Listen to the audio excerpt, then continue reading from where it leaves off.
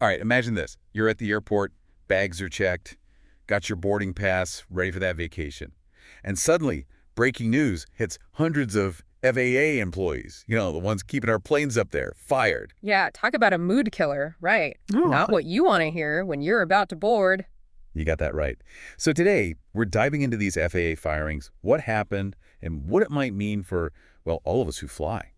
We've got some hot-off-the-press articles here. Reuters, Washington Post, AP News, laying it all out. And yeah, they don't paint the prettiest picture. Right.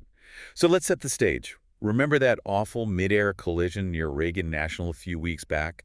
67 lives lost. Just terrible. And put air safety right at the forefront. Then, bam, these firings at the FAA. Timings definitely makes you think, doesn't it? No kidding. So let's get specific. Who got fired? Well, gotta clarify, it wasn't the air traffic controllers, at least not directly, but sources like the Professional Aviation Safety Specialists Union, they say hundreds of other crucial people were let go. People essential to keeping things safe up there. Yeah, the articles go into detail, like people maintaining those radar and navigation systems, the stuff that stops planes from bumping into each other. They were fired. Not just technicians either, aviation safety assistants, even some in national security programs. like imagine taking out key parts of a huge, intricate machine. Every piece matters. Right, and this leads to another big piece of the puzzle. DOGE. That's Elon Musk's Department of Government Efficiency. Ah, DOGE. Yeah, that's everywhere lately. Seriously. So what is it and how's it tied to these firings? Okay, so DOGE is like Musk's plan to make government agencies leaner. Big focus on tech and efficiency, it's happening all over. But the FAA, they seem to be first and hardest hit. And yeah, these firings, direct result of this initiative. So they're saying these hundreds of employees were inefficient. It's not so straightforward. How they decided who to fire is kind of a black box, Yeah. Lots of speculation, lots of worry. Some say it's about budget cuts and pushing automation more than actual performance issues. One article even mentions a fired employee who thinks they were targeted because they criticized Musk's companies, on social media. If that's true, that's wild. Yeah, that raises some serious questions, right? About bias, about whether it's really about efficiency or something more personal. Definitely something to watch as this story unfolds. It's kind of crazy, right? We're talking DOGE, big changes, but we can't forget about the people, hundreds losing their jobs. Yeah, absolutely. Easy to get lost in the big picture, but this is people's lives. Imagine you're working hard, keeping air travel safe, then boom, you're out. Maybe no real explanation even. Some of the articles mention employees getting those emails late at night, accounts gone before they could even say goodbye to coworkers. Feels pretty rough. It does. And beyond just losing your job, think about those still at the FAA. How do they feel? Knowing their colleagues are gone, not always clear why. Can't be good for morale. Makes me think of, when a teacher you really liked just leaves school out of nowhere. You start wondering, what's going on? Is everything going to get worse now? Exactly. And that leads to another point, loss of expertise. This isn't just numbers, it's skilled people, years of experience. You can't just replace that overnight. Like those crafts people, right? They spend decades perfecting their skills. That knowledge is almost impossible to replace.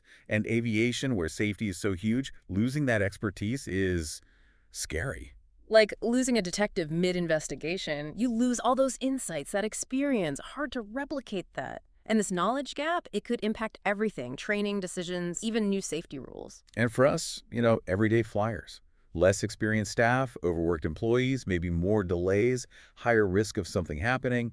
Not exactly comforting when you're about to take off. We take it for granted, but air travel is this huge system, relies on skilled people behind the scenes, start removing parts, things get shaky. Like that Jenga tower, right? Too many blocks out and the whole thing comes crashing down. Yeah. And speaking of shaky, the FAA's had problems for years, even before this.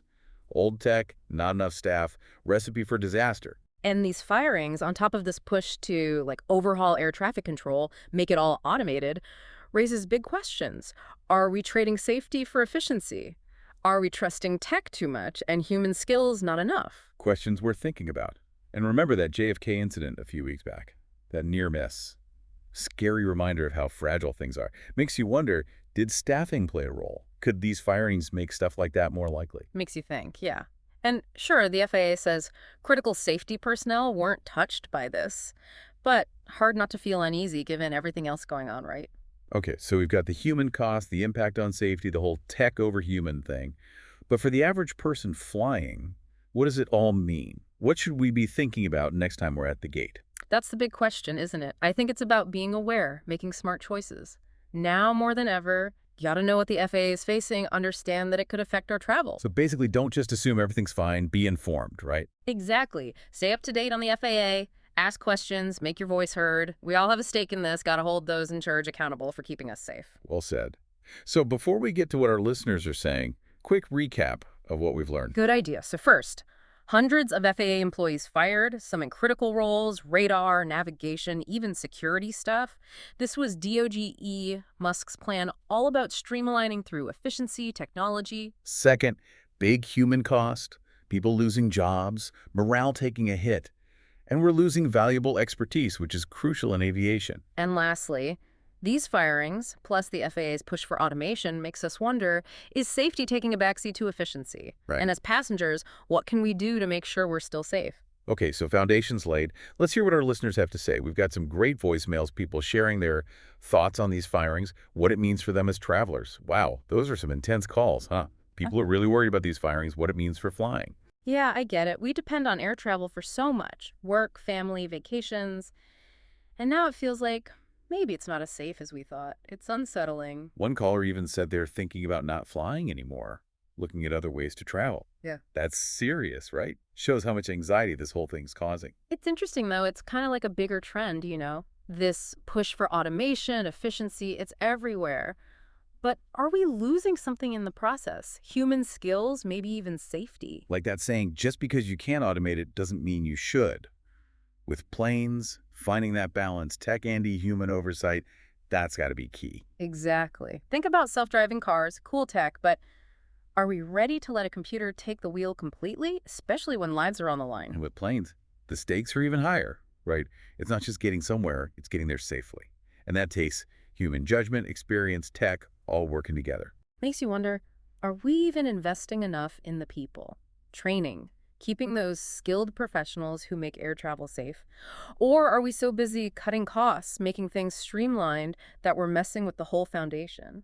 Reminds me of those mechanics, old school. They could just listen to an engine and know what was wrong. That kind of intuition, you can't get that from a computer program. And with planes, where safety depends on really understanding complex systems, that experience, it's priceless. You can't just swap out a seasoned technician for a software update. So for us, regular folks flying, where does that leave us? What can we do to make sure our flights are as safe as possible? Honestly, I think it starts with being aware. Keep up with what's going on at the FAA, read articles, listen to podcasts like this, understand the challenges they're facing. So knowledge is power, basically. Exactly. The more you know, the better choices you can make about your travel. And don't be afraid to speak up. Talk to your representatives, the airlines, make sure your voice is heard. Like, see something, say something, right? But here, it's more like know something, say something. Yeah, exactly that. And remember, safety is everyone's responsibility. We got to do our part to keep air travel safe and reliable. Well said. So as we wrap up our deep dive today, I want you to think about this. Next time you're at the airport, take a second, appreciate those folks working behind the scenes, keeping you safe. Air traffic controllers, maintenance crews, everyone who makes your trip happen. And remember, those people, their skills, their dedication, that's what makes air travel safe and enjoyable. So let's support them, stand up for them, make sure safety stays the top priority, always. That's our deep dive for today. Thanks for joining us, and safe travels, everyone.